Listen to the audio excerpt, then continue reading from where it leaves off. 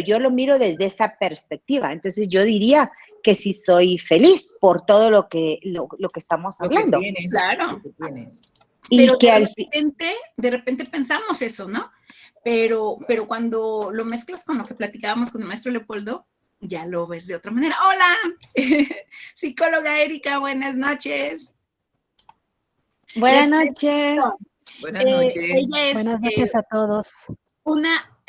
Fuimos compañeros, les comentaba, de trabajo hace años y de ahí yo la considero una amiga, que aunque no nos vemos así como que muy frecuentemente con los años, nos hemos encontrado y es una maravilla y nos traemos recuerdos mutuos, recuerdos muy bonitos. Erika, te presento en orden que tengo en mi pantalla, Ana Méndez de Guatemala. Hola, mucho gusto. Gracias por el honor. Ana Mendieta de Argentina. Hola, ¿cómo estás, Erika? Buenas noches. Creo que tu micro no lo escuchamos, Erika. Hola, ahora sí, ya se destrabó, ya.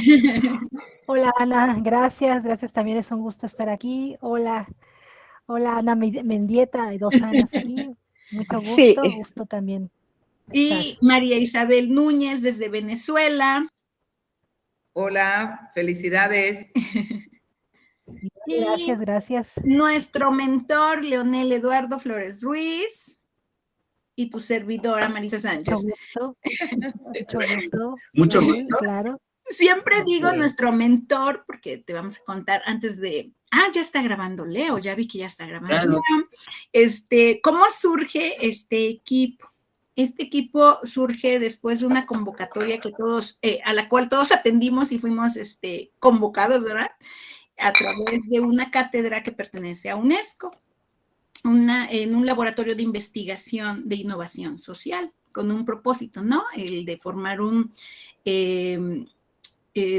¿cómo se dice esto? Un REA, un recurso educativo abierto. Es decir, que cualquier persona lo puede utilizar, reproducir con fines educativos. Y así surgió nuestro canal como este producto que se puede utilizar. Entonces nosotros dijimos, ¿para quién va dirigido? Para docentes, para padres de familia, para los mismos jóvenes en su momento que lo requieren. ¿Por qué jóvenes? Bueno, porque de todos los que estamos aquí, Erika ha tenido la experiencia de bachillerato, su servidora también, y el resto de educación superior.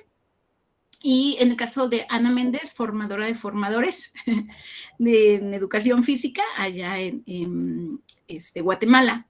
Entonces, así nos conocimos y nuestros mentores fueron María Isabel Núñez y Leonel Eduardo.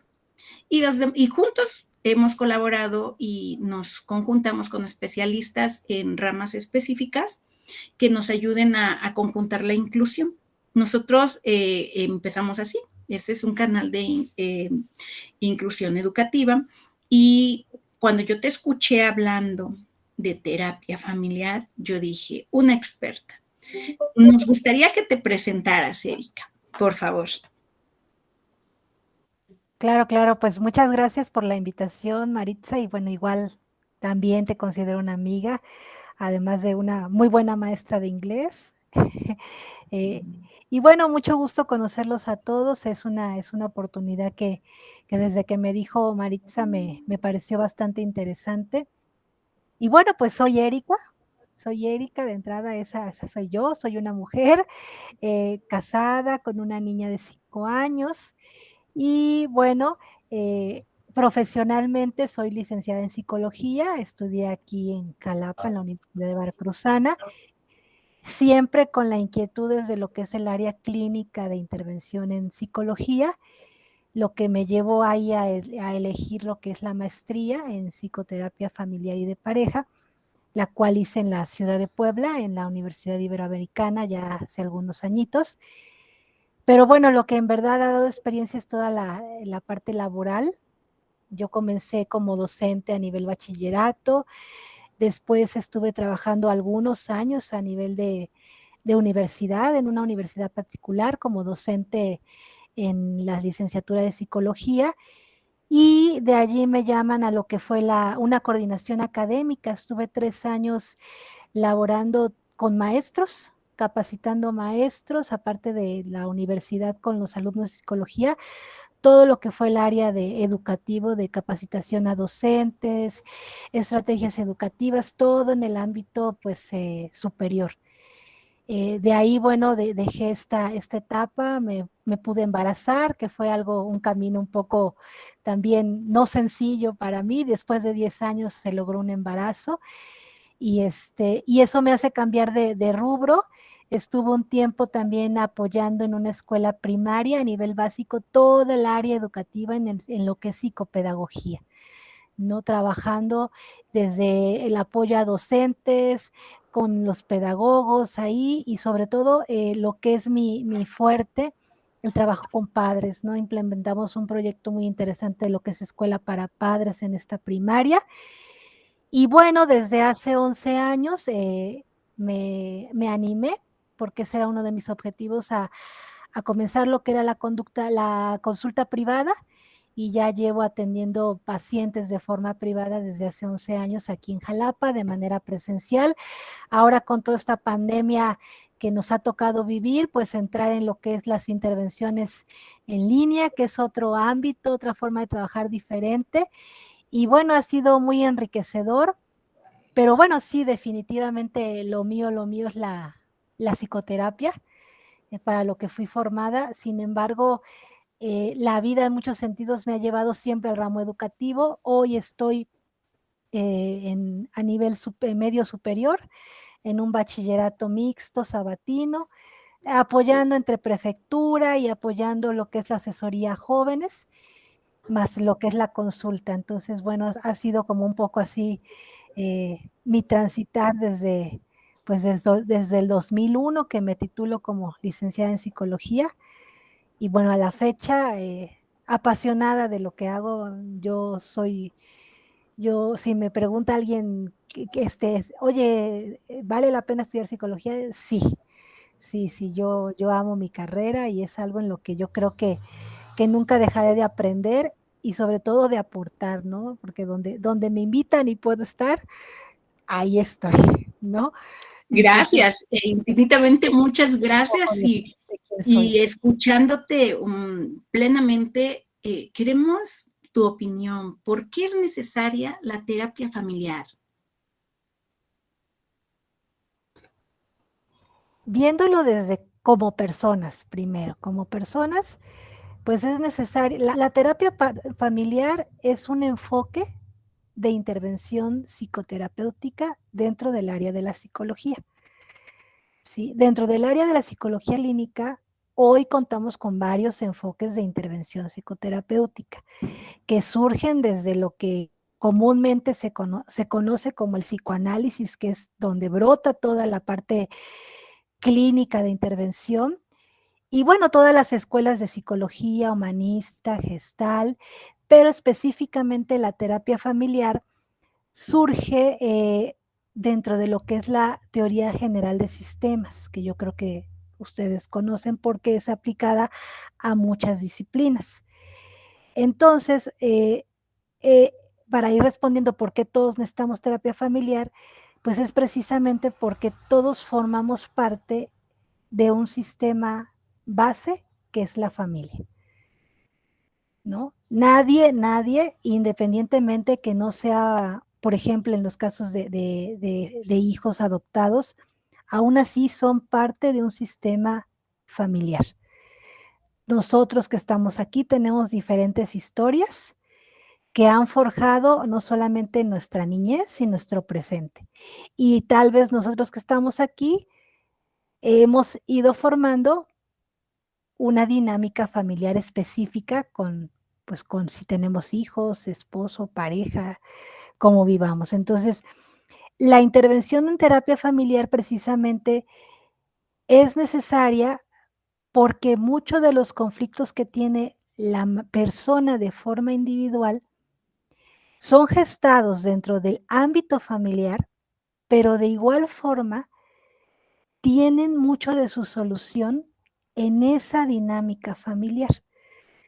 No se trata de ver solamente a la familia como, sí, voy a terapia familiar porque eso me está ocasionando problemas, porque tenemos muchos problemas, sino porque ahí mismo, en esa dinámica, en ese estilo de relacionarnos también encontramos formas sanadoras, ¿no? Dentro de mi experiencia, yo trabajo el enfoque de terapia familiar desde la visión totalmente individual del sujeto. O sea, yo puedo tener a un paciente de manera individual con conflictos personales, pero el enfoque sistémico que se maneja en la terapia familiar, que es el enfoque relacional de la persona, me permite ver a este sujeto no aislado, sino como parte de un todo, como miembro de una familia, como miembro de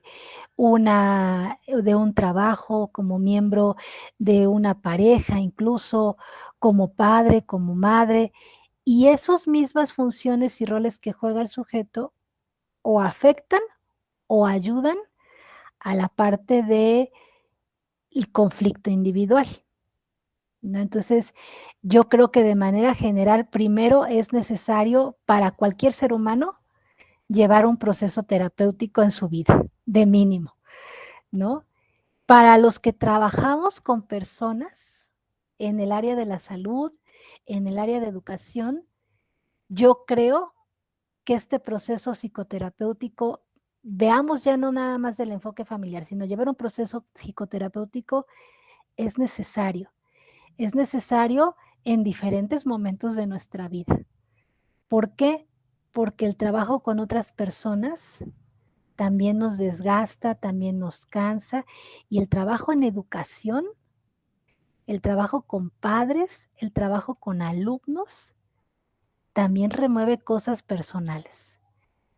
Ahora, desde el enfoque sistémico relacional, que es el que es la base de la terapia familiar, pues definitivamente en algún momento de nuestra vida sí tenemos que sanar las relaciones de las cuales nosotros hemos ido surgiendo, ¿no? Sanar relación con padre, con madre, sanar nuestras relaciones como padres, con nuestros hijos, ¿no? Porque eso nos va a dar mayor libertad de manera personal y también nos permite poder apoyar y orientar a aquellos, por ejemplo, alumnos o otros padres que necesitan nuestro acompañamiento. Erika, ahorita que tú hablabas acerca de que debemos sanar como padres, me puse en el lugar de una madre que tuviera a un hijo con capacidades diferentes. Entonces me ponía a pensar cómo identificas, por ejemplo, el que llegue una familia o una madre contigo que tenga un niño con capacidades diferentes, ¿cómo abordas este tema del apoyar a su hijo cuando todavía quizá ella no ha sanado muchas cosas de su niñez? ¿Cómo podríamos trabajar eso? Como este es un canal de educación para la inclusión, entonces creo que toda tu experiencia nos ayudaría muchísimo para saber cómo se identifica y cómo esa mamá puede ayudar a su hijo sin haber sido sana todavía de algo.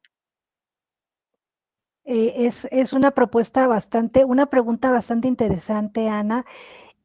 Desde mi perspectiva, yo creo que cuando en una familia uno de sus miembros tiene algún tipo de necesidad especial, es indispensable trabajar no solamente las estrategias para las necesidades especiales, en este caso del niño, sino primero el trabajar como personas lo que ese impacto tiene, ¿no?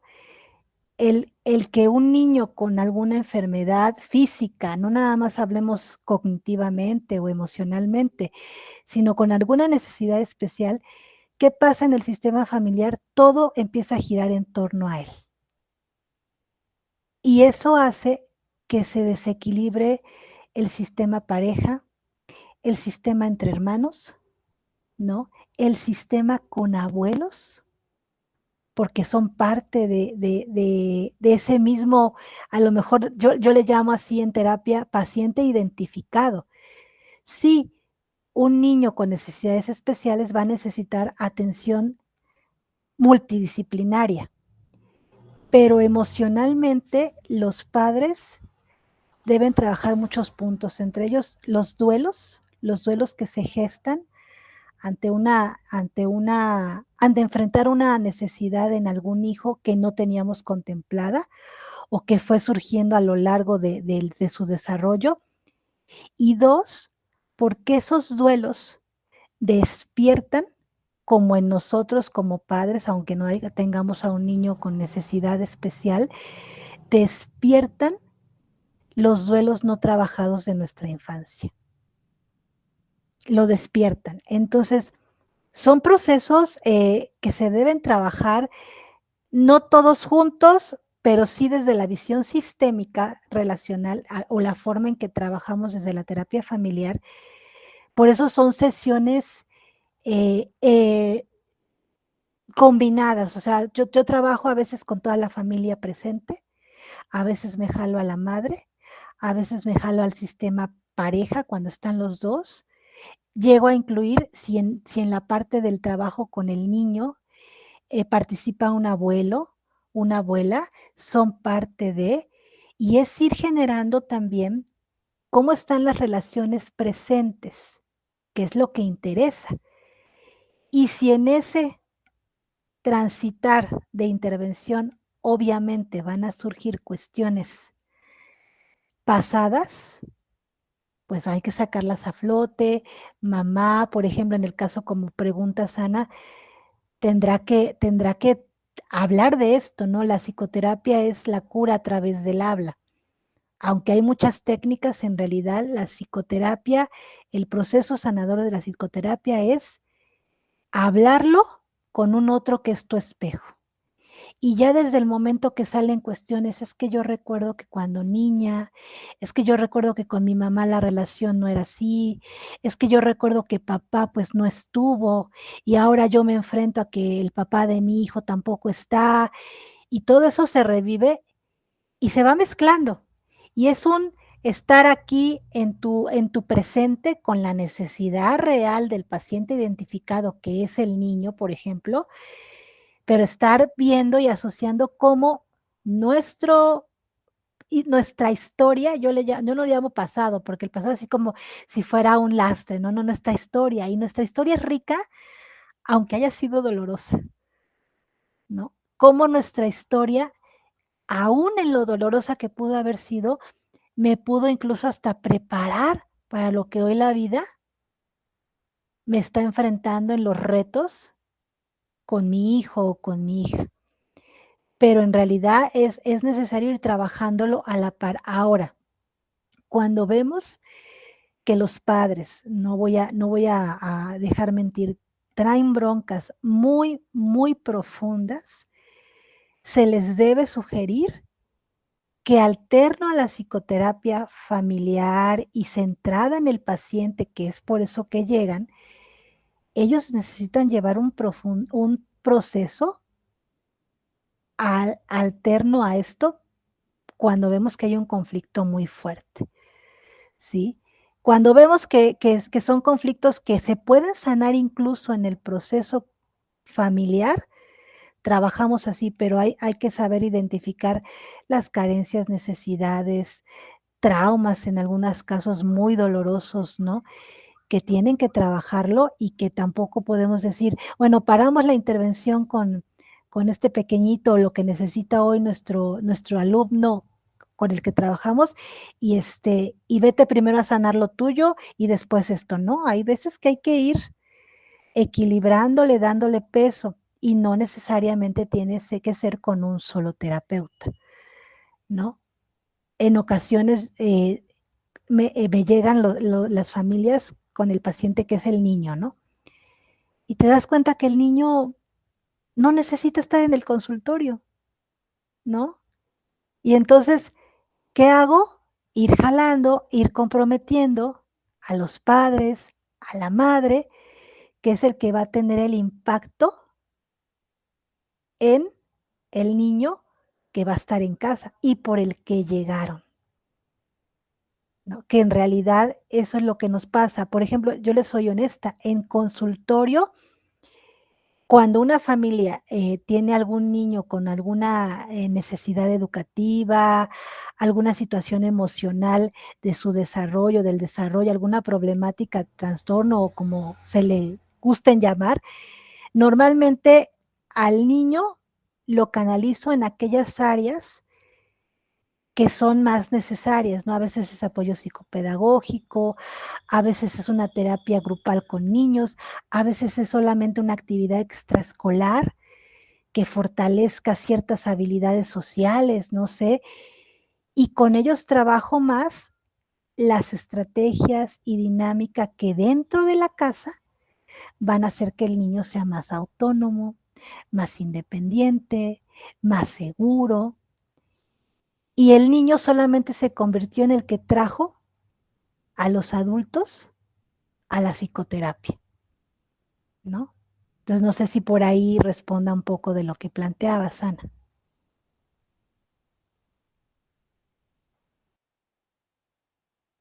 Perdón.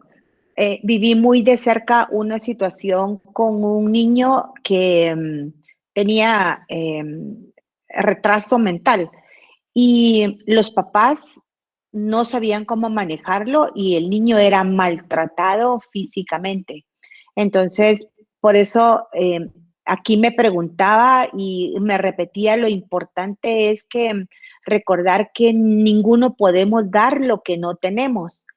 Y era por eso que te hacía esa pregunta. Pero sí, me parece muy interesante la forma y suponiendo que, me imagino que dependiendo del caso, así se va a trabajar con la familia o con el niño, ¿verdad? Y bueno, Ana, a este ejemplo que sale a colación, es cierto, ¿no? Como en el ejemplo del caso del maltrato, pues nos topamos con historias que se repiten, ¿no? Y que ellos son padres como aprendieron a ser, como fueron sus padres. Ahora, en el caso de tener niños que tienen alguna discapacidad significativa, también a veces como terapeutas tenemos que identificar qué miembros de la familia son más capaces de brindarle la contención.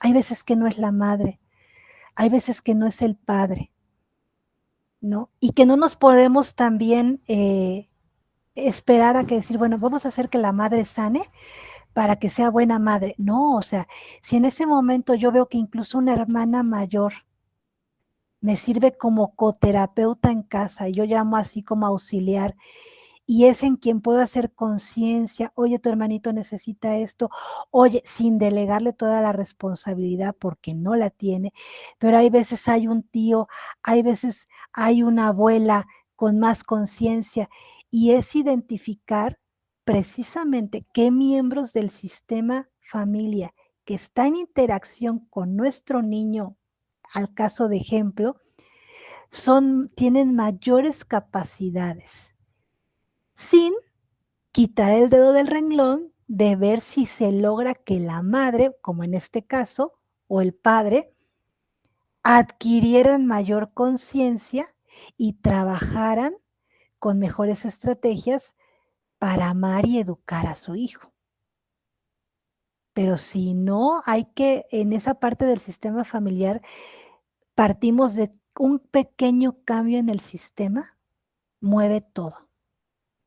Y a lo mejor jalo a uno, pero ese jalar a uno tiene un impacto en otro, teniendo un objetivo que normalmente es el paciente y la necesidad del paciente identificado. Muchas gracias. Muy bien, yo creo que en toda esta plática nos has contestado quiénes requieren tomar terapia. Yo creo que la gran mayoría de nosotros, y no es que todos los seres necesitamos en nuestro momento una dirección, ¿no? Yo escuchaba atenta porque sí, así me está cayendo así, ¿no? Todo. Dije, sí, mi ejemplo, voy palomeando, ¿no? Y hay que saber en qué momento sale de nuestras competencias como padres el ayudar a nuestros hijos, el pedir ayuda, porque yo creo que cuando lo reconocemos, damos el primer paso, ¿no? Ninguno de nosotros nace sabiendo cómo ser padre, cómo iniciamos también los que estamos aquí nuestra labor docente. Porque hay unos que ya inician siendo, la docencia siendo padres, ¿no? Tienen una ventaja porque ya conocen a los seres, ¿no? Pequeños o menores que nosotros. Los que vamos a la par, sí, tomamos esas experiencias, las conjuntamos, pero los tiempos nos llevan a situaciones adversas, ¿no? Distintas, los periodos que estamos viviendo. Creo que post pandemia o mediante pandemia hemos padecido en el aula, ya sea virtual o presencial, muchas situaciones, ¿no? Hemos sido capaces de detectar problemáticas en nuestros estudiantes que probablemente, porque yo no soy la especialista, ¿verdad? Vengan o tengan esos fondos en las historias de cada uno de ellos, ¿no? En las historias familiares. Erika, ¿cuáles son los beneficios de tomar terapia en general, ¿no? Porque ya nos vienes haciendo el panorama. Primero, de manera muy general, la terapia, el objetivo principal que debe tener en cualquiera de sus enfoques es llevarme a que me mire, a que me conozca, ¿no? Muy románticamente, a lo mejor del corte humanista, van a encontrar esa parte de la autoconocimiento, autoaceptación, muy del corte humanista. Pero todo enfoque terapéutico debe llevarme a eso, a mirarme. Yo siempre he usado la metáfora de la psicoterapia, es un mirarme en un espejo, con un acompañante, ¿no? Que no es la consejería. La psicoterapia no es el hecho de que vengan y me digan qué tengo que hacer, ¿no? En muchos casos, por ejemplo, de orientación a padres, cuando hay alguna necesidad con algún hijo, se combina un poco precisamente lo que es la consejería, porque hay estrategias que hay que recomendarle a los padres, pero no es en sí eso, no es en sí el proceso terapéutico, es una orientación a padres. Mucho de lo que hacemos los docentes o los que estamos en algún ámbito educativo es una orientación a padres, ¿no? La psicoterapia de pareja, la psicoterapia familiar debe llevarme a conocerme. Hablando de la psicoterapia familiar, a conocerme como individuo, como parte de un sistema familiar. ¿Y ¿Con qué cómo ese inicias? sistema? Perdón que te interrumpa, pero es que me pareció tan interesante. En este momento hubo ahí un desequilibrio cognitivo en mí cuando tú hablas de una cosa la consejería y otra cosa es la psicoterapia. Por ejemplo, ¿cómo inicias una psicoterapia para que yo me conozca? ¿Cómo la iniciarías si yo fuera tu paciente? Bueno, partimos del hecho que te trae por aquí. ¿Qué te Ujú. hizo pensar o en darle la oportunidad de voy a ir con una terapeuta? Y partimos de la problemática presente. Siempre hay una problemática presente. Así es. Estoy muy ansiosa, tengo conflictos con mi esposo, me paso peleándome todo el tiempo con mis hijos. Hay una problemática presente, que es la puntita que me hizo decir, voy a buscar ayuda. Yo sola no puedo, Ujú. o yo solo no puedo. Hay una problemática. Normalmente el proceso terapéutico se inicia primero identificando la problemática presente. Ujú.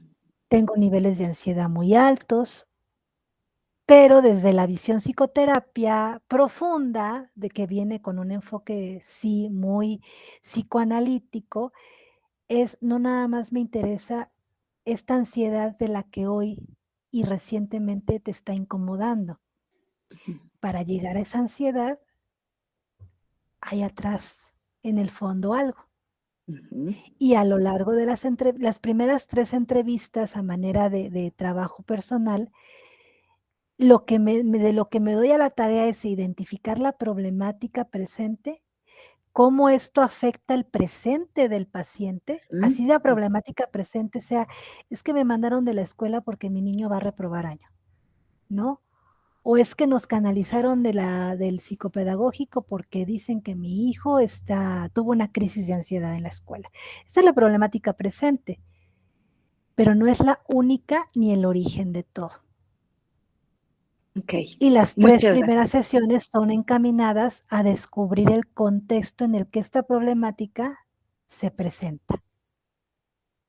Muchas gracias. Me quedó esa gran duda, de verdad, pero muchas gracias por responderme. Fíjate que, perdón por interrumpir, ¿verdad? Pero ya estoy metiendo mi cucharota. Fíjate que de manera muy cercana, no puedo decir nombres porque esto se publica en el canal, pero de manera muy cercana, hazte cuenta, a la paciente A, ¿no? Una persona que ya tendría, no sé, 30 años, después de toda su vida de consumir ciertos medicamentos para combatir epilepsia y daño neurológico y retraso mental, le provocaron brotes psicóticos.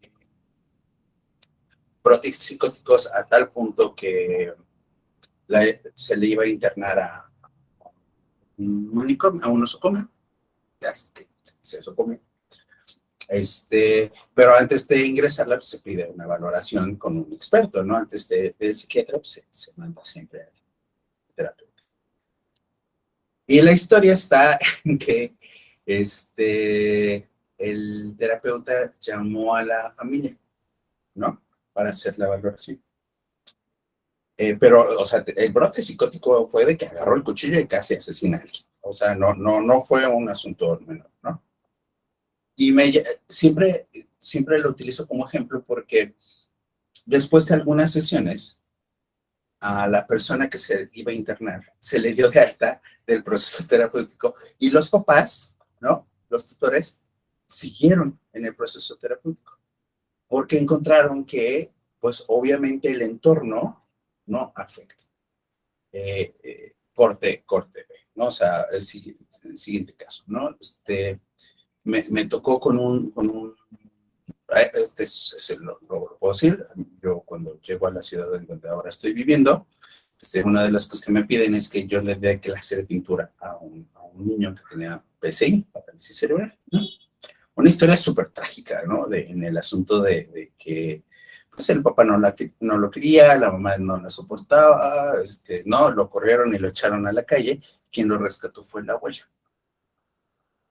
La abuela se comenzó a hacer cargo de este niño, pues todavía era un niño, ¿no?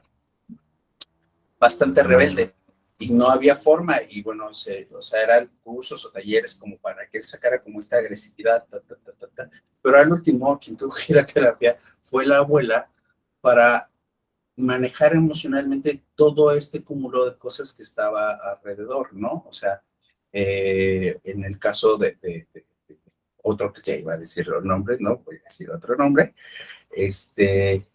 que después de haber ido al terapeuta durante mucho tiempo, la persona que tenía daño cerebral, bueno, tenía un retraso, decide, después de años, después de, yo sé, ya un adulto mayor, bueno, no mayor, más de 35 años, no sé, ¿no? Decide que se va a dedicar a vender chácharas en la calle, ¿no? Ser cháchara. Y la mamá, muy preocupada, pues cómo mi descendencia va a vender chácharas en la calle, ¿no? Se va a dedicar al tenis.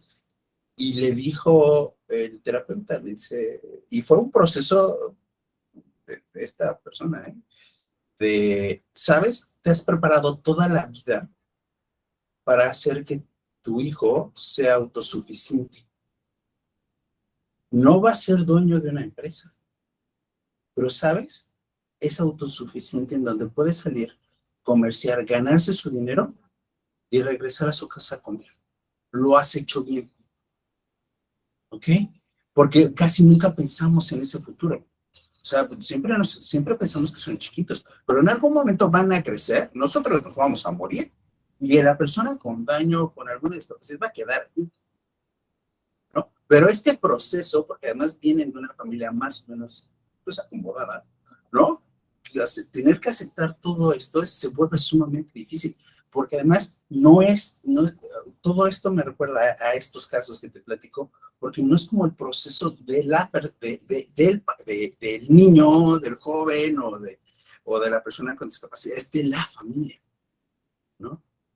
Entonces, me hizo mucho clic esto que estabas comentando, ¿no? Y perdón por interrumpir. No, de hecho creo que se asocia en la pregunta que también hacía Maritza. El ejemplo que tú pones de la paciente con el brote psicótico fue exactamente por qué y cómo surge la terapia familiar. La terapia familiar surge porque se daban cuenta que los pacientes con esquizofrenia tenían una gran mejoría en la clínica de salud mental, los daban de alta, regresaban al ambiente familiar, ¡fuck! Y volvían a tener otro brote. Se daban cuenta que qué pasaba, qué sucedía. Y es como empieza a girar la intervención individual, primero a ver a la madre, luego a ver a la relación con el padre y luego a ver a la relación de todo el contexto.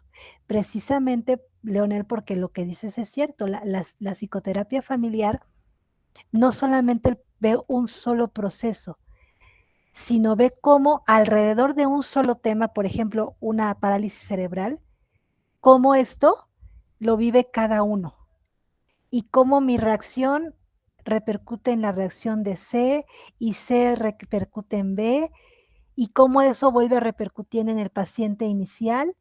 Y son procesos que, bueno, como terapeutas uno tiene que estar capacitado precisamente. ¿Por qué? Porque hay que ver lo que está pasando la abuela, la madre, el paciente, entre comillas, pero el paciente son el todo familiar. Y además, perdona, yo ya comencé, ¿no? Entonces voy a seguir de largo. No, tengo una amiguita que tiene sus sobrinos. Uno, uno, uno nació con, o sea, se llevan muy poco de diferencia, creo que un par de años. Y todavía son chiquillos, ¿no? Pero uno, pues en muy buenas condiciones, vamos a decirlo, o sea, es bastante inteligente la niña, es bastante creativa, se desarrolla muy bien, y el niño tiene autismo, ¿no? Entonces, el asunto es que por prestarle demasiada atención a uno, descuidan al otro, y, o sea, y este como equilibrio, ¿no? Entonces, ¿cómo lo está viviendo? Perdón la expresión, no es mi expresión, así se refieren la mayoría, el sanito, con el que no está sanito, ¿no? O sea, y equilibrar eso, yo la verdad es que yo admiro porque creo que de todas maneras uno lo haría mal, ¿no? No sale siempre bien, pero pues como que sea funcional, ¿no? Entonces, me gusta esto, ¿no? O sea, cómo se van relacionando y las consecuencias que uno tiene por fenómenos de este tipo siempre van a repercutir en no sabes dónde, ¿no? Sí, realmente dentro de esta misma base de la terapia familiar, se las recomiendo y hay mucha información. Está toda la teoría estructural de Salvador Minuchin, es muy buena y precisamente la saco a alusión de lo que mencionas, Leonel. ¿Por qué? Porque la familia está integrado por diferentes solones o diferentes sistemas, ¿no? El sistema pareja, el sistema hermanos, el sistema papás e hijos, el sistema de la generación arriba, que es importantísimo, vivan o no vivan con la persona ahí en la misma familia, la relación con el abuelo o la abuela, muerto o vivo, repercute en mi paciente del presente, ¿no? Hay patrones en realidad también donde por experiencia y en el estudio sobre todo de lo que es la educación especial, sabemos el impacto que genera el que llegue un niño con alguna necesidad a una familia. El impacto que tiene si es el primogénito es un duelo increíble para los padres, ¿no? Si es el hermanito segundo, pasa esto, ¿no? ¡Fuf! Se volcan al que tiene una necesidad extrema en algún momento y el otro, el mayor, se queda por algún momento en la ausencia de los padres. ¿Quién rescata a este? ¿Quién se hace cargo de este? ¿Quién se hace cargo de las necesidades? La repercusión que tiene increíblemente en el sistema pareja, ¿no? Muchos conflictos entre la pareja. ¿Por qué? Porque lo que vemos que sucede muy comúnmente, y ustedes lo deben ver con mayor claridad, es que se volca la madre con el niño y no hay más. No existe esposo, no existe otro hijo, y si hay que llevarlo a terapias, y si hay que irse a terapia todo el día, ¿no?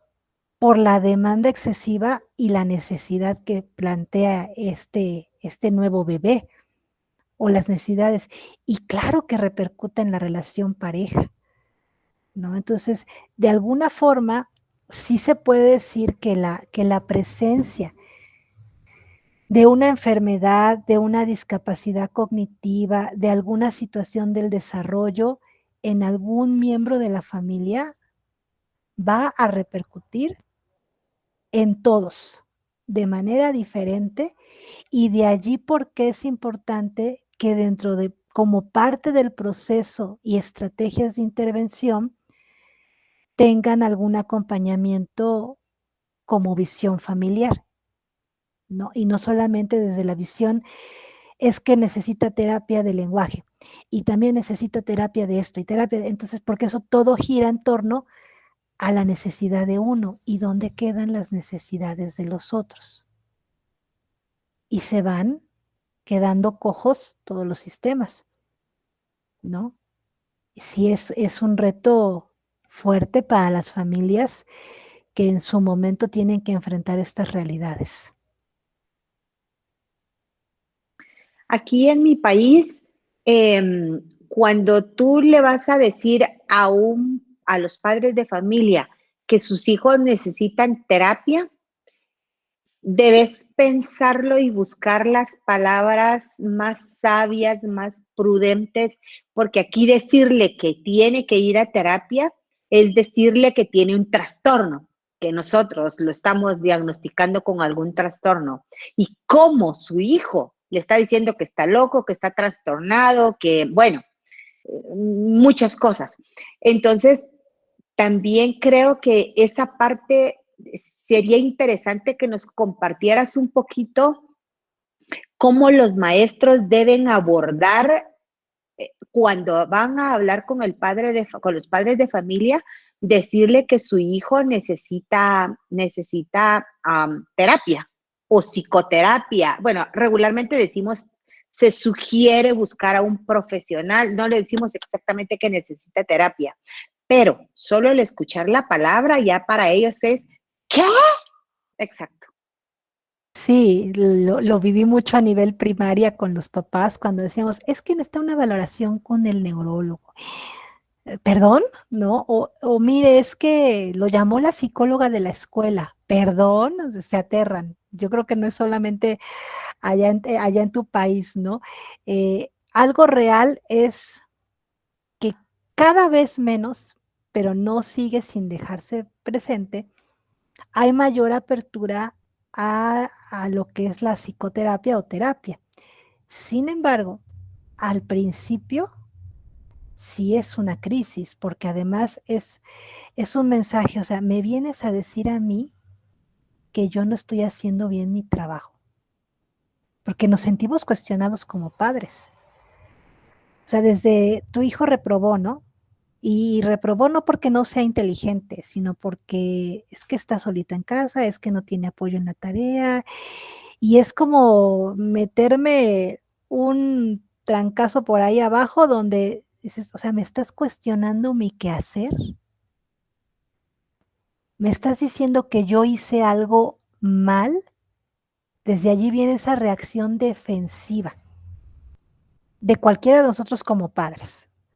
Digo, poniéndome yo en el lugar que tengo una niña, que de pronto, imagínense, yo, la experta, la psicóloga, la terapeuta, venga la maestra del grupo y me pues es que mire, señora, le queremos recomendar que lleve usted a su niña con un psicólogo. ¿Perdón?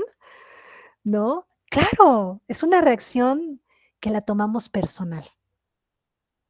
Y precisamente por eso es la comunicación y el estilo de cómo manejárselo al padre de familia. Si sabemos que la reacción va a ser, me está haciendo una crítica, me está cuestionando, necesitamos comenzar por resaltar las áreas fuertes del niño, de la niña, ¿no? Resaltar todo lo positivo que ellos como padres aportan. Las maestras, esta misma pregunta, Ana, me la hacían las maestras en una entrevista cotidiana, ¿no? ¿Y cómo le digo? ¿Cómo le digo? A ver, tranquila, primero, respira. Primero es decir, calmémonos, claro que nos generan nervios los papás. Yo le decía, sí se vale sentirse nerviosa, pues son los papás de tu alumno y te pueden venir a cuestionar y lo que sea, pero ¿quién es la maestra? ¿Quién es la que sabe de estos temas? ¿Quién es la que tiene evidencias? Ah, pero no se trata de venir solo a hablar de las carencias de mi niño o de mi alumno, a la edad que sea, sino de decir lo que logra, lo que yo he trabajado como docente, ¿sí? Todos los avances que he visto y sin embargo, aún así requiere un apoyo. Reconociendo el apoyo que ellos como padres, aunque sepamos que tengan muchas carencias, están dando, ¿no? Sabemos que a lo mejor hay ejemplos, papás que trabajan de sol a sol y queremos que apoyen a sus hijos en las tareas. Y entonces de pronto, como maestros, pues es que no lo apoya, es que nunca está con él. Y tampoco nos ponemos en el lugar de los padres, ¿no? Claro que si yo no me pongo en tu lugar, papá, y el mensaje que viene de mí es, señor, es que su hijo nunca trae las tareas. Lo deja usted mucho tiempo solo. Claro que se nos va a poner a la defensiva, porque no estamos viendo la realidad de ellos. Entonces, para poder dar una noticia y pedir un apoyo extra de los padres, lo primero que hay que conocer es, a ver, ¿cómo es la realidad? Sin ojos prejuiciosos. Y ver cómo desde su realidad han hecho lo que han podido. Como lo han hecho, es lo que ha estado en sus manos. Y entrar siempre desde la dinámica de que son papás que les interesan sus hijos, que quieren que estén bien, que han visto su esfuerzo, y es como preparar el campo, ¿no? Y cuesta, al principio cuesta. Y muchas veces, cuando vemos resistencia, por ejemplo, desde el ámbito psicopedagógico, yo iba tentando el camino poco a poquito. Los llamaba a decir, oiga, voy a tener a su niño algunos días aquí conmigo porque fíjese, me llama esto, y después lo llamo porque voy a necesitar que usted me apoye. Yo siempre en el sentido de, quiero que me apoyen porque yo quiero apoyarlos. No de que yo tengo aquí la receta y las respuestas mágicas y ustedes están mal, ¿no? Y sí es aprender a comunicarnos desde la realidad de ellos y no desde solo lo que yo como maestro o maestra creo que deberían hacer, ¿no? Y esto es para canalizar en consulta, por ejemplo, ¿cómo canalizo a un paciente cuando sé que necesita ir con un psiquiatra? Les aterra, ¿no? O cuando verdaderamente necesito que vaya con un neurólogo. Y hay que irles explicando, no a manera que lo tomen como un juicio mío, sino a manera de, mire, se ha hecho esto, hemos logrado esto, veo que ustedes han hecho esto, y aún así podríamos hacer más, y el especialista encargado, pues se llama así, ¿no? O se encuentra en tal lugar. Entonces, irles así, manejando, pero en realidad son reacciones defensivas y protectoras, muy naturales y que tenemos que esperar también. No cabe duda que los maestros que nos hagan el favor de seguirnos será muy buen recursos para poder utilizar a la hora de tener que trasladarle alguna información de sus hijos a los padres de familia, ¿verdad? Entonces, yo creo que muy útil todo lo que has compartido.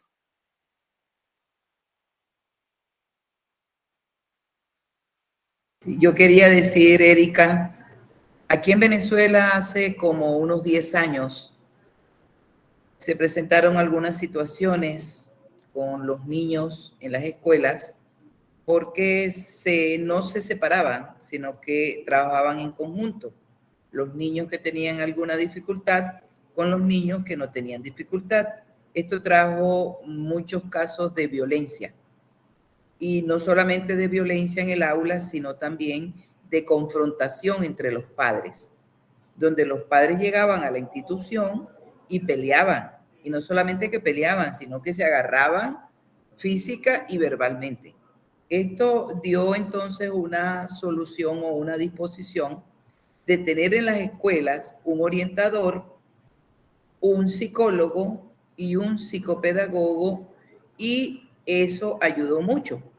Cuando las instituciones acá tienen orientador y tienen un profesor guía, no sé en los países si está ese profesor guía. Ese profesor guía que está con los niños, que siempre los está orientando, que siempre está canalizando sus dificultades. Cuando ve un comportamiento fuera del común, va al orientador. Y cuando tiene un proceso de aprendizaje, pues está el psicopedagogo. Y ya la última instancia es un psiquiatra o un terapeuta. Pero eso ayudó mucho y controló mucho esas dificultades y esos enfrentamientos. Esto nos lleva entonces, ¿qué pasa hoy cuando las instituciones no tienen esos profesionales? ¿Qué sucede? ¿Cómo es el comportamiento del maestro, de los padres y cómo canalizan, digamos, las situaciones que se presenten, que puedan ser situaciones atípicas? Esto lleva a que necesitamos reinventar, necesitamos lógicamente redireccionar la parte de las instituciones educativas en cuanto a los especialistas que se requiere cuando los jóvenes, los niños, tienen ciertas dificultades. Gracias. Sí, en realidad, Isabel, planteas algo muy real también aquí en nuestro país.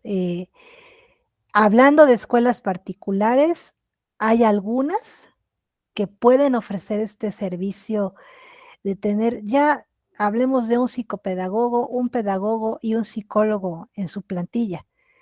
Pero hablando del sistema educativo de gobierno, hay un psicólogo que tiene que rotarse por varias escuelas, que llega de vez en cuando.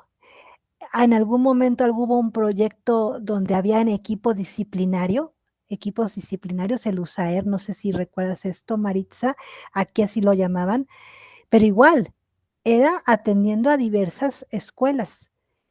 ¿Por qué? Porque, bueno, el sistema educativo no contaba con esa necesidad dentro de su plantel. Sin embargo, ustedes llegan a la conclusión, y me imagino que es mucho del origen de este equipo, de la necesidad de trabajar de forma multidisciplinaria.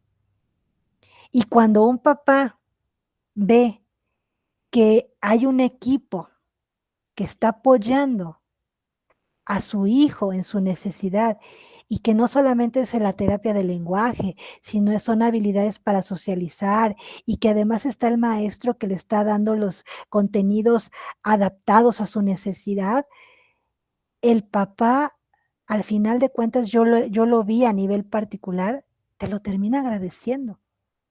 Ese papá que se resistía en una valoración neurológica, y cuando ve que algo sale y que hay una necesidad y ve la mejoría del niño con algún tipo de ayuda en el tratamiento médico, te dice, qué bueno que nos dio esa línea, porque si no estaríamos perdidos, pero al final va a la necesidad de una intervención multidisciplinaria, ¿no?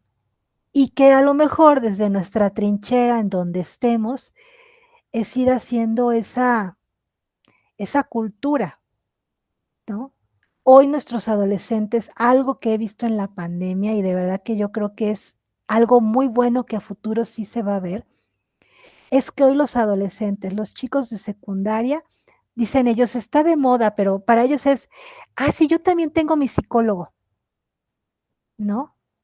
Pero son los que están trayendo a las familias, los adolescentes. ¿Y les está costando a los padres? Sí, y un montón. Pero son los que dicen, mamá, yo quiero ir con un psicólogo, y yo quiero ir a hablar con un terapeuta, y yo quiero que me lleves con... Y se resisten los padres. Pero el adolescente está tan clavado ya en la necesidad de tener alguien con quien hablar que lo está demandando. Y eso pospandemia, créanme que así en la consulta privada ha sido un boom. Y llegan los papás reticentes, pues es que quiere venir con un psicólogo. Y pues ya insistió mucho, ¿no? Y él viene con todo el entusiasmo y a los que hay que convencer y a los que hay que ir viendo que vean las necesidades a los padres, ¿sí? ¿No? Entonces yo creo que también la misma dinámica social pues va gestando los cambios en nosotros, ¿no? Fíjense que escuchando a ambas y anteriormente a Anita Méndez, lo hemos comentado varias veces, no importa el país en el que estemos, las problemáticas son similares, sino es que las mismas, ¿no? No es un secreto para el equipo y hace poquito tuve la oportunidad de comentarle a Erika así, nada más de rapidito. Yo soy una mamá TEA, mi hija es una niña TEA con trastorno del espectro autista y todo me ha caído así como los pasos, ¿no? Yo ya lo puedo, he sido fuerte, sí, pero ya como más estable emocionalmente, ya lo puedo hablar con menos, ¿cómo decirlo? Con menos lágrimas, ¿no? Porque es un impacto, o sea, como bien lo dice Erika, mi historia es larga hasta que logra uno el fin como ser humano mujer, ¿no? De convertirse en madre y llega esta etapa de valoración, pero la verdad es que yo estoy impresionada de mis años, que a lo mejor sí, yo sí tuve una necesidad de ir con el psicólogo cuando era niña, ¿no? Entonces, no era tan alejada, pero la tuve una vez, ¿no? O dos, a lo mucho. Entonces, cuando llega este proceso del año 8 meses, que te dicen los doctores, por norma de de pediatría, ¿cómo se llama? Norma pediátrica, digámoslo, tenemos que valorar o descartar TEA. Y yo decía, ¿qué es el TEA, no? Sí, doctor, lo vamos a descartar. Bueno. Entonces, tuvimos una gran fortaleza que es la comunicación de pareja, ¿no? Desde inicio y los acuerdos a tomar. O sea, nunca discutimos, yo quiero esto, yo quiero... No, o sea, siempre fue un punto bueno, ¿no? Entonces, nos ocupamos. Pero cuando recibes un diagnóstico, dices, ¿qué hago? Y como decía Erika, el primogénito, o sea, yo les decía a todos los médicos y a los psicólogos que hemos visto, es que no tenemos un parámetro. No hemos sido padres antes, o sea, sí tenemos sobrinos, pero no podemos hacer el equivalente con nuestra hija, ¿no? Y decíamos, bueno, ¿qué sigue? Sí, como padre, no, pues la medicación, y te resistes. O sea, muy open mind, pero te resistes a que mediquen, ¿no?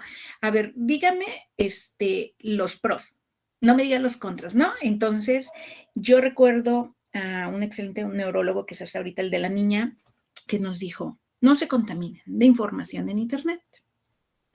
Llevemos el proceso, yo no lo medicaría si no fuera necesario, si no fuera por los gramos, esto, el otro. Entonces, yo le dije, estoy sobrepasada, o sea, no lo comprendo. ¿Saben qué hizo? Me dio un número telefónico, llame a este terapeuta, ¿no? Porque yo caí así, casi en cama, ¿no? Sí, lo reconozco porque el impacto fue mucho, o sea, fue mucho porque no sabía para dónde. y volteas a ver al otro y dices, tengo que ser fuerte porque si él me ve caer, él cae. Y entonces no beneficiamos a la niña, ¿no? Entonces dijimos, a ver, va. Ese proceso de aceptación es largo, es duro, es profundo y lo tienes que enfrentar y dices, a ver, ok, va, ¿qué hacemos? Démosles las estrategias para que ella aprenda, para que ella pueda lograrlo para esto. Y lo vas aceptando, lo vas haciendo paulatinamente y llevas un ritmazo. O sea, parecía que tenías mi ejemplo de vida, vaya. O sea, te enfocas en lograrlo, en sacarla adelante y te olvidas de ti. Te descuidas en todos los sentidos. Te vuelves más irritable, sí, por todo eso pasas. Pero ¿saben qué pasó hace unos días? Que llegué al límite de mis capacidades en el sentido de decir, me siento agotada, me siento muy cansada. No cansada de luchar, no cansada de ayudarla, ni de ser la esposa, ni la madre, ni la hija, no. O sea, estoy agotada. Creo que ya lo que yo le puedo enseñar a mi hija, ya no se lo puedo dar. O sea, ella necesita ayuda extra. Yo ya no puedo darle lo que ella requiere, porque en lugar de ayudarla, la estoy sobreprotegiendo y no voy a ser capaz de dejarla que ella explore pues que no tenga límites, ¿cómo decirlo? Sus habilidades, ¿no? ¿Hasta dónde? Y esto fue a través del canal que me di cuenta con el maestro Antonio Yáñez, es maestro en educación física. Él dijo, es que si siempre tenemos el miedo de que, ay, se va a caer, ay, es que no puede aventar hacia arriba, si tú no la dejas, ¿no? En este caso, a la niña, si tú no la dejas, pues ella nunca va a aprender, ella no va a saber sus límites, no va a conocer sus límites. Y yo dije, es cierto. Entonces, va, ¿qué hago? ¿Algo normal? ¿Algo neurotípico? O para los neurotípicos, digámoslo. Pues bueno, un curso de verano. Oiga, siempre existe oiga, es que fíjese que pues mi hija tiene esta condición, sin problema. No es la única. O sea, esas palabras del otro lado de las escuelas, del personal educativo que sí tiene las capacidades. Aquí tenemos maestros en educación especial, tenemos otros estudiantes con esas características de otras edades. Mire, no se preocupe, aquí va a desayunar, aquí va a comer. Me ha sorprendido de las cosas que puede hacer que yo no le permitía. No porque te vas a mojar, a ver, yo te doy el popote y yo... No. O sea, pone la mesa, busca sus trastes, busca sus cucharas, se sirve el agua. O sea, estoy sorprendida. A eso voy. Yo ya no le podía dar eso. Porque yo en el afán de ayudarla, la estaba limitando. Entonces necesita explorar, necesita convivir. Su lenguaje ha incrementado, ¿no? Ha mejorado. Entonces, sí como madre, sí apoyo totalmente las terapias, cuesta. Y es una situación cultural, ¿no? Porque no estamos, ¿cómo decirlo?, acostumbrados a invertir ni tiempo ni dinero en nuestra salud emocional y en nuestra salud mental, ¿no? Y mucho menos a compartirlo. En tu mismo núcleo familiar tienes secretos, ¿no? No porque qué va a decir mi tía, no porque esto, mi tío, mis primos, no, o sea, y todavía el prejuicio social existe. Entonces, son barreras que tenemos que ir rompiendo. Y como maestros, existen figuras y esas figuras son difíciles de mantener, ¿no? Por lo mismo, si no les hemos hecho nuestro historial a nuestros hijos y llegamos a una escuela sin decirlo, difícilmente nos van a poder ayudar. Y obviamente los expertos en educación lo van a reconocer. Y entonces al único que dañamos en ese puente es al estudiante, porque no lo estamos valorando conforme a lo que requiere, que es mi lucha constante, ¿no? Reconocer sus necesidades, sus fortalezas, pero de una manera equitativa. Pero necesitamos esa historia, qué es lo que sucede, qué le está sucediendo. Muchos son medicados y en las escuelas no tienen el conocimiento y no sabemos cómo actuar o que sus reacciones son naturales y no en contra del profesor, ¿no? O del sistema, que estas tendencias nuevas, históricas y de derechos humanos están echando ahí una bola al mundo y los jóvenes tienen que rodar con ella, ¿no? Estamos viviendo tiempos bastante complicados y necesitamos un apoyo social. y creo que la escuela ha sido el lugar donde siempre se han llevado a cabo los puntos fuertes para lograr esos cambios. Y creo que ya hablé mucho. Muchísimas gracias a todos, muchísimas gracias, Erika. Compañeros, ¿algunos otros comentarios? Sí, lo que quería decir, Marixa, y bueno, Erika, como terapeuta, ante todos estos casos que se vive cuando tenemos a alguien con alguna condición distinta en un hogar, yo pienso que la palabra clave que debe prevalecer es la comunicación de los padres. Y mucho afecto, mucho amor, mucho respeto. Y que si hay de pronto un agotamiento por lo que se vive, porque el estrés nos lleva y el sinnúmero de tareas que tenemos que cumplir, pero que también tenemos que atender a nuestra hija o a nuestro hijo, y a veces se pierde el control, es tratar en todo momento de retirarse y hacer otra actividad, tomar aire, caminar, evitando una confrontación delante del niño o la niña que pueda percibir que quizás él es el que está ocasionando esa situación. Porque aunque no lo creamos, ellos son muy inteligentes, son muy talentosos y aún más ellos perciben e intuyen cuando algo no está sucediendo bien. Y ellos saben cuando son amorosos con ellos o cuando son rechazados. Entonces, yo particularmente ante este público, Marixa, yo quiero felicitarte, porque tú has dado en todo momento esa característica de comunicación con tu esposo y has dado mucho amor.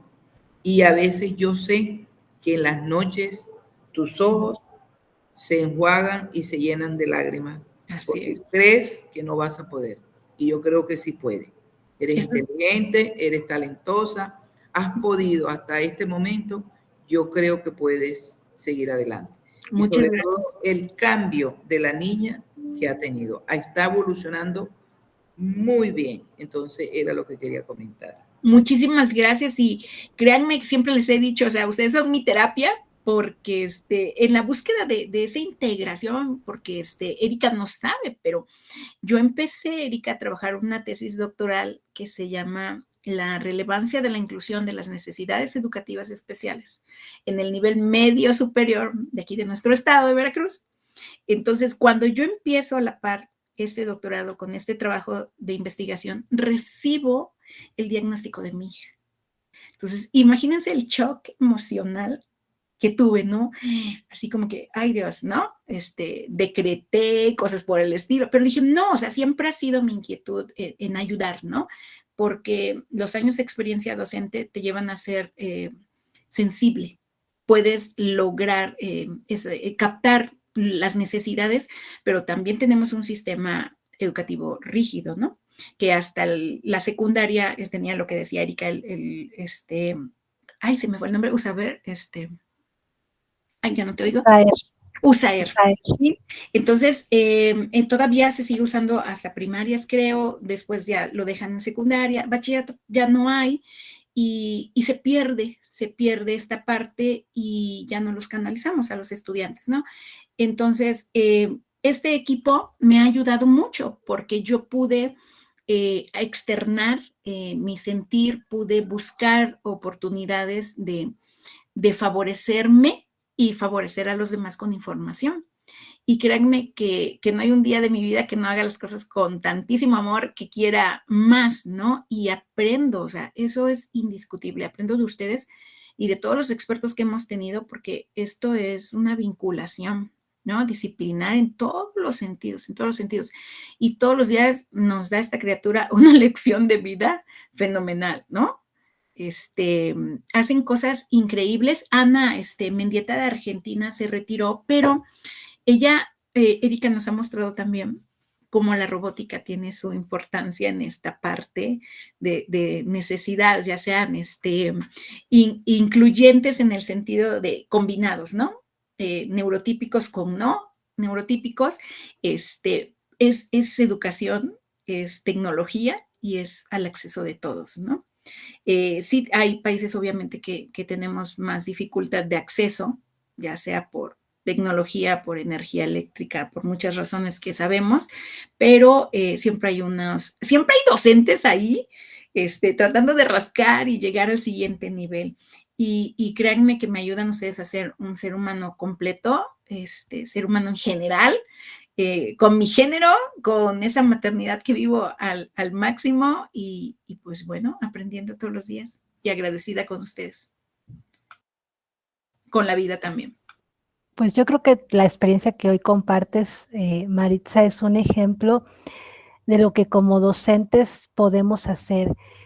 Llevar al papá, llevar a la mamá a que sientan que pueden. Que aunque parece lo imposible, lo no esperado, lo más catastrófico, ellos pueden aprender, porque es un proceso de aprendizaje. Y tienen herramientas para enfrentar esta situación. Pero sobre todo que vayan descubriendo, como tú lo narras, Maritza, que quien les va a mostrar lo que van y necesitan hacer es el mismo hijo. Y que ellos nos van dando la pauta, porque al final a nosotros cuando trabajamos solo con niños, ay, se me va a acabar la batería, ahorita la conecto. Cuando trabajamos solo con niños, los niños nos dan el caminito. Nosotros nos toca observarlos, ¿no? Déjenme conecto rápido esto porque se va a apagar. Sí.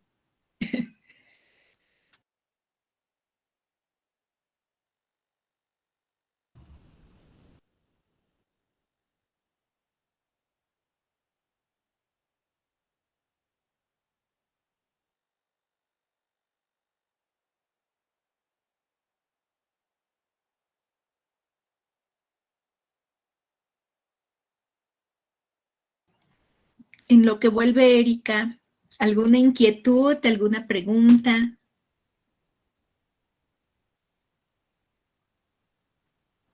Todo ha estado muy atinado a las necesidades actuales y realmente Erika tiene algo muy particular que la hace, vamos a decir, auténtica. Es la calidez como plantea las situaciones, la forma como ella interactúa con el público, una manera sencilla, pausada. Eso es muy valioso, porque cuando encontramos profesionales que atropellan, primero porque no hay un grado de humildad ni en el tono de voz, ni en su comunicación gestual. La palabra habla, pero el gesto también. Por eso yo pienso que Erika maneja la pedagogía del amor. Entonces esto nos lleva lógicamente a sentirnos bien, a preguntar como lo ha hecho Annie, a comentar experiencias como lo hace Maritza, a reflexionar y analizar todo y preguntar como lo hace Leo. Entonces esto nos está llevando lógicamente a internalizar que hay muchos aspectos que tenemos que considerar hoy día, no porque lo vivamos nosotros, sino porque personas allegadas, amigos o familiares lo tienen y que nosotros podemos complementar, ayudar, orientar y que sea algo desde una forma sencilla, con amor. Yo siempre he dicho que el éxito de la vida es el amor. Estamos tan poco tiempo en ella y por eso no podemos perder mucho tiempo en fricciones, en peleas, en guerra, en competencias que no son sanas. Cada quien tiene lo suyo, cada quien gana lo que se merece, cada quien tiene un talento y todos unidos haríamos pues una vida demasiado rica. Así que yo me he sentido muy bien, muy complacida, Maritza, por esa elección, porque no te equivocaste. No, claro que no. Perdón, yo solo quiero agradecer, ya me tengo que retirar de verdad y no quiero. Yo tendría que haberme ido desde las 8, pero está tan interesante de verdad que no quiero. agregando a lo que decía Maritza, a mí me encantó esa tranquilidad, esa paz con la que tú hablas y que obviamente, tal como decía María Isabel, se transmite a los pacientes y a nosotros mismos ahorita que estamos platicando, ¿verdad? Entonces, no dudo de que no será la primera y la única vez que estará con nosotros, sino que Maritza, me imagino que vas a volver a invitarla y así como con un tema más específico. Así que muchas gracias, de verdad, me encantó esa diferencia entre la psicoterapia y la consejería, porque a veces la utilizamos de la misma forma. Entonces, me gustó muchísimo los ejemplos, lo que se dio para cómo los maestros abordar algún tema relacionado con los hijos hacia los padres. Creo que fue muy enriquecedor. Y así que yo espero saludarte nuevamente por acá con nosotros y muchísimas gracias por haber aceptado la invitación. Como ya lo dijo mi estimada María Isabel, Maritza fue acertadísima con la invitación. Pasen buena noche Buenas noches, y Ali. espero terminar de Gracias, escucharte en el canal. Gracias, gracias. Un placer. Indiscutiblemente tienen razón mis compañeras, querida Erika. Fíjate que cuando yo te escuché así, yo creo que fue la primera vez dentro de tu ámbito, ¿no? Ya no en la docencia, sino en tu ramo, lo tuyo, escucharte, yo dije, wow.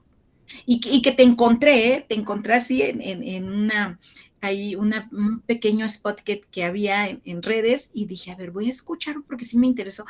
Me cautivaste, o sea, me cautivó lo que dicen las compañeras, la forma en que te diriges, logras conectar con tu público, ¿no?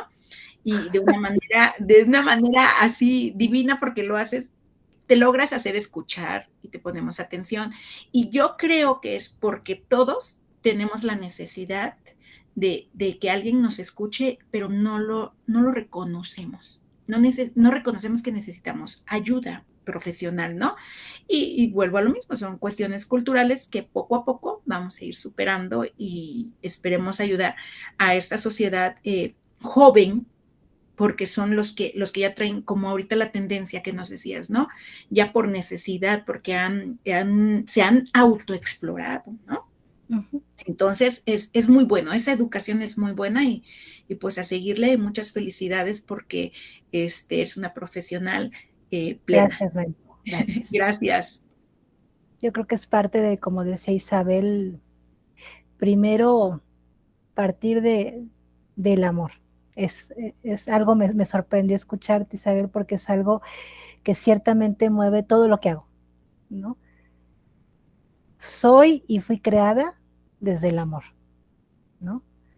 Desde como yo lo experimento, y eso es como madre, como esposa, y no significa que no tengas defectos, pero en mi labor, ¿no? Y creo que algo que como docentes en este canal, y aprovecho y no quiero dejarlo, es cuando un padre ve que lo que te interesa sale desde el interior, que verdaderamente estás preocupado, preocupada por ese niño, ese joven, se caen todas las barreras, porque ven honestidad, porque ven verdad y porque ven el deseo de no están solos, que es la experiencia que no me negarás, Maritza, que en algún momento como padres y específicamente en situaciones de diagnósticos y demás, experimentamos, estoy solo en esto.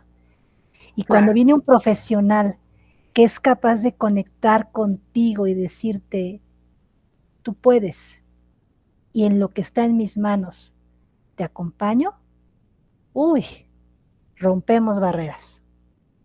Sí. Pues muchas gracias, la verdad, fue un placer y como dice Ana, con todo gusto, aquí regreso. Claro que sí, queridos amigos todos, un placer estar con ustedes. Leo. No me queda más que agradecer, esperando que volvernos a encontrar por estos lugares y pues sí, ha sido creo que la sesión más larga que hemos tenido. Entonces, eso está bien, eso habla del interés de todos, ¿no? Por el tema. Entonces, pues te agradecemos mucho. Muchas gracias. Por aquí nos vemos y gracias por la invitación y bonita noche a todos donde están. Igualmente. Bye. Bye.